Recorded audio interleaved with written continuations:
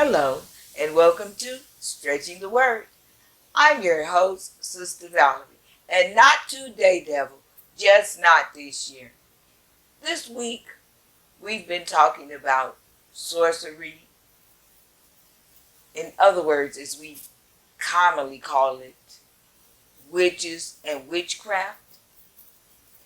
And once again, I want to say, God has not given us a spirit of fear. So we need to realize that witches and warlocks are real. And not only do we need to realize that they're real, but we need to go into action to get them out of our cities, out of our nations, out of our churches. Because God has given us the power to do so. We can no longer just stand by idly and say, oh, that's just a movie. Oh, that's just coming from Hollywood. No, we must address the situation. Why? Because we have the power.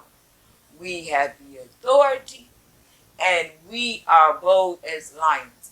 Just as they are bold enough to proclaim who they are, then we should be bold enough to proclaim who we are.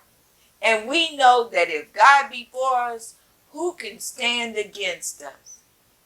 And worst of all, never ever fall into the trap of going to see the medium or the spiritual. Please don't do that. If you want to know what's in store for you, then go seek the Lord. Or go find a man or woman of God that has sought the Lord and that is capable of telling you the truth. You don't have to run and pay anybody that's going to lie to you, because that's an abomination before the Lord. And believe you me, there will be repercussions. If you don't think so, just read the story about Saul when he went disguised. See, God sees everything. And you know what? Even the witch knew who he was, even though he was disguised. So, if the witch know who you are, then you should not be there, because they know you should not be there. So, never, ever go see the medium or the spiritist, because that's an abomination and God will cut you off. Saul lost his kingdom. Him and his sons paid dear for him going, because he fell out of the will of God.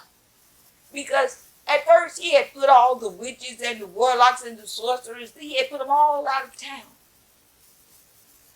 And then he turned around and went back looking for the witch. Come on now. Never, ever get off the wall. Never, ever give place to the devil.